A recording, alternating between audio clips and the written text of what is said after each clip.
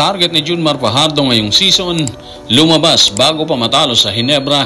Susi sa panalo ng Ginebra sa SMB, inilabas ni Coach Tim Cone na posibleng gawin din ng ibang kupunan. Ayon pa sa kanya, ang strategy umanong ginamit nila ang dapat talagang gamitin kapag kaharap ang SMB. At si Justin Brownlee nagbigay din ng pahayag matapos magtala ng 51 points sa nasabing laban.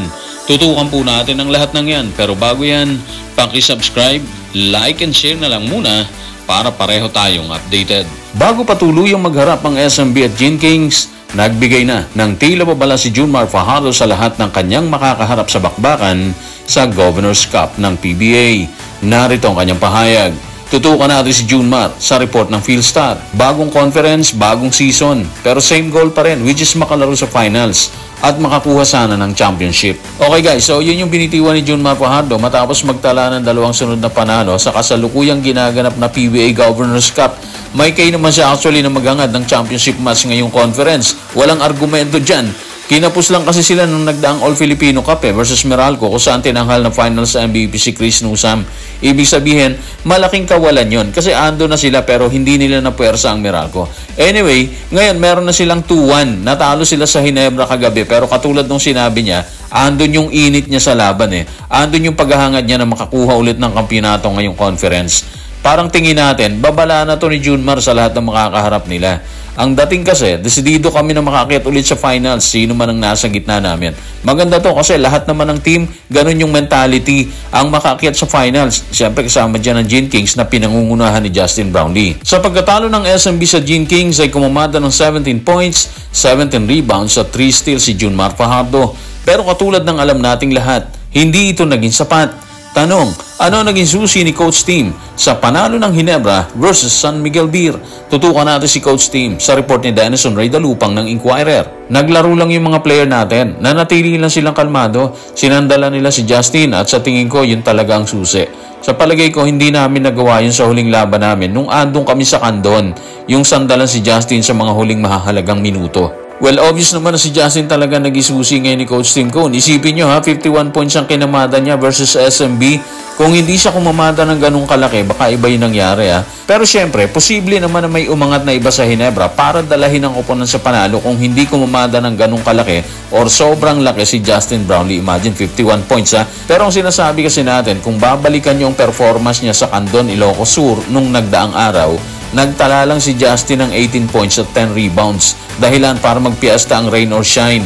At sa score na 108-102 versus SMB kagabi po yan, kalahati na kaagad ang kay JB, 51 points. Bukod dyan, meron din siyang 13 rebounds, 6 na steals at 5 assists. Grabe halos triple-double yung kanyang performance versus SMB. Hindi naman tayo nagtaka o nagulat sa pagdadala ni Justin sa Ginebra. Sanay naman tayo makita siyang ganyan Kahit sa Gilas naman, malimit ginagawa niya, di ba? Meaning, kung magtutuloy-tuloy lang siyang ganyan, posibleng may magandang mangyari ulit sa Barangay Ginebra ngayong season.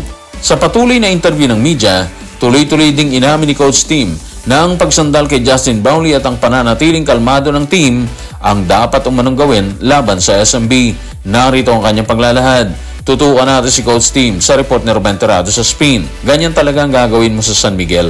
Hahanap ka ng paraan para manalo kasi napakahirap nilang kalaban. Okay, so kalma ka lang, di ba? Kahit anong gawin ng SMB, dapat hindi ka nalilito, hindi ka nararatel. Yun ang ginawa ni Coach Tim at ng Barangay Ginebra. Tama yung ginawa nila. Unang-una kasi yung SMB, wala kang itatapon sa kanila Lahat sila, kahit yung mga bench player nila, kayang kumamada, kayang iwan ng isang team na mabilis malito, mabilis maratel sa sitwasyon, di ba? Iiwan ka kasi ng SMB kapag ganun yung naging attitude mo Ibig sabihin, deadly talaga sila. Lahat kayang buhatin ng team. Andun pa si Junmar na 8-time MVP. Ang laki ng bentahe, di ba? Ang taas ng moral. Uulitin natin, kay Junmar pa lang, 17 points na. Meron pang 17 rebounds. Ang matindi sa rebound ni Junmar, 13 ang defensive rebounds. 4 yung kanyang offensive.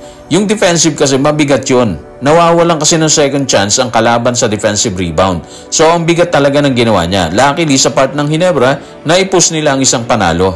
Matapos ilabas ni Coach Tim ang naging susi ng Ginebra sa panalo versus SMB, nagpaunlak din ng pahayag si Justin Brownlee matapos ang laban.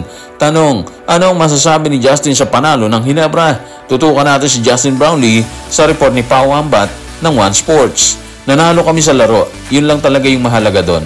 Ang intention kasi, subukan lamang na gawin ang anumang kinakailangan upang manalo sa laban.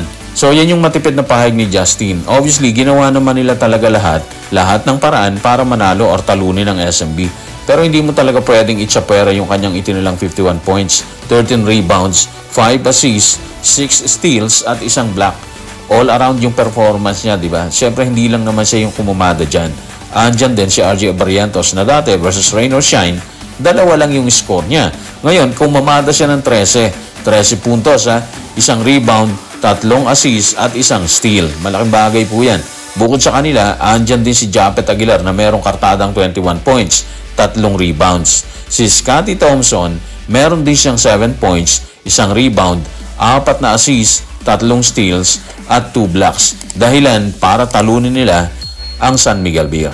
So guys, maraming salamat.